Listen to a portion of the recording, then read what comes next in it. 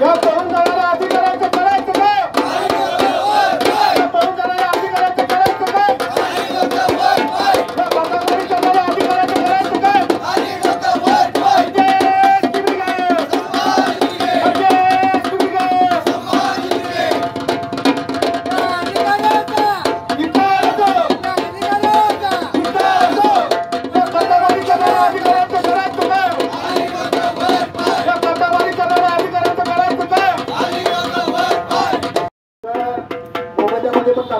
पैसे मारले किती जणांचं काढणार आहे ते?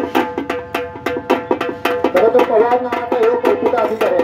तो 2014ला मशीन आलं त्यावेळेला सुद्धा हेच अधिकारी निर्लज्जपणानं हेच आमच्याची मशीन आम्ही कुठेही हलवलं नाही. 1 किलोमीटर सुद्धा फिरलेलं नाही. हे काय सासवडीच्या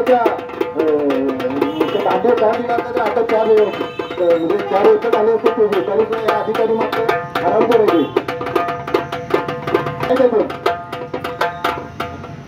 काय म्हटलं? समाज ब्रिगेड या अधिकाऱ्यांचं करायचं काय? या अधिकाऱ्यांचं करायचं काय? या पळून जाणाऱ्या अधिकाऱ्यांचं करायचं काय? या मॅनेज होणाऱ्या अधिकाऱ्यांचं करायचं काय? या कोटाबारी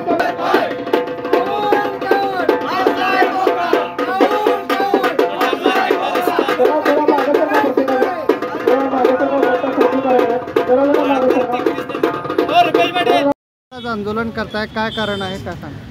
साखर कारखान्यातील वजन काट्यांचं मूल्यमापन करण्यासाठी, त्याची पडताळणी करण्यासाठी, ते काटे बरोबर आहेत का नाही बघण्यासाठी, तपासण्यासाठी महाराष्ट्र शासनाने 1 कोटी रुपयाची व्हॅन, हायड्रॉलिक व्हॅन ह्या वजनमाप विभागाला दिलेली होती. ह्या वजनमाप अधिकाऱ्यांनी कारखानदारांच्या हातात घातलाय, दलाली केली आणि कारखानदारांच्या हितासाठी हे मशीन 1 किलोमीटरसुद्धा न फिरवता गोकुळ दूध संघामध्ये लावून ठेवलेलं आहे. त्यामुळे आज आम्ही या इथं अधिकाऱ्यांना जाब विचारण्यासाठी आणि त्या मशीनचं दर्शन आणि त्याचं पूजन करण्यासाठी आलो आहे. आज हे अधिकारी मात्र पळपुटे निघाले, लोकांना प्रश्नाची उत्तरं द्यायला नकोत म्हणूनसाठी पळून गेलेले आहेत. कोट्यावधी रुपयाचा भ्रष्टाचार या अधिकाऱ्यांनी केलेला आहे. इथून पुढच्या काळात आम्ही या अधिकाऱ्यांची पाठ सोडणार नाही.